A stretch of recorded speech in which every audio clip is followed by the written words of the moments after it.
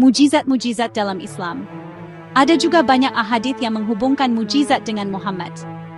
Apa yang harus kita lakukan terhadap semua itu? Sekali lagi, seperti yang disampaikan Asif Iftikhar, sebuah hadits yang bertentangan dengan Quran tidak dapat dipercayai. Saya beranggapan ini dapat diterima oleh semua orang Muslim. Jika ada kontroversi antara sebuah hadits dan Quran, maka otoritas Quran mengatasi hadits.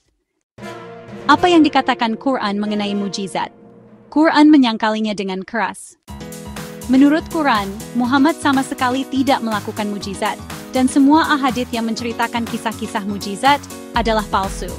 Kepalsuannya juga dapat dibuktikan secara logis.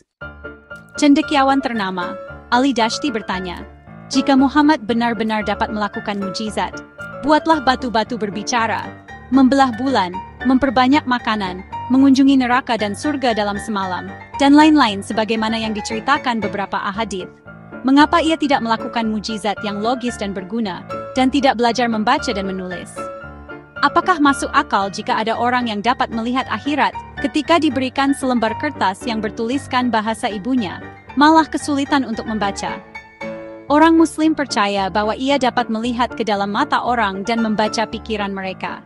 Ia sendiri mengklaim bahwa ketika memimpin sembahyang berjamaah, ia dapat melihat para pengikutnya yang berada di belakangnya, tanpa ia perlu menoleh. Namun, ia tidak dapat membaca sebuah surat sederhana yang ditulis dalam bahasanya sendiri. Di antara semua mujizat yang dibuatnya, bukankah membaca adalah berguna? Selain Quran, ada banyak hadits yang juga menyangkali kekuatan supranatural apapun, atau pengetahuan tersembunyi yang dimiliki Muhammad. Sahih Bukhari volume 3, buku 43, nomor 638. Istri Nabi, Rasul Allah mendengar beberapa orang bertengkar di depan pintu kediamannya. Ia keluar dan berkata, "Saya hanya manusia, dan para penentang datang menemui saya untuk menyelesaikan masalah mereka.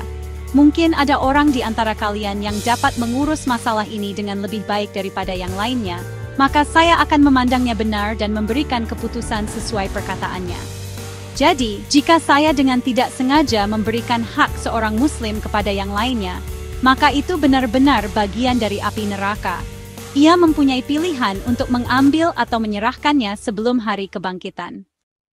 Bagaimanakah seorang yang mengetahui perihal dunia ini dan akhirat, seperti yang dikatakan orang Muslim, memprediksi semua penemuan atau penciptaan yang telah terjadi, mampu membelah bulan dan melakukan mujizat apapun, tidak dapat mempercayai penilaiannya sendiri, dan takut akan kepandaian orang lain yang bisa menipunya dan membuatnya melakukan kesalahan?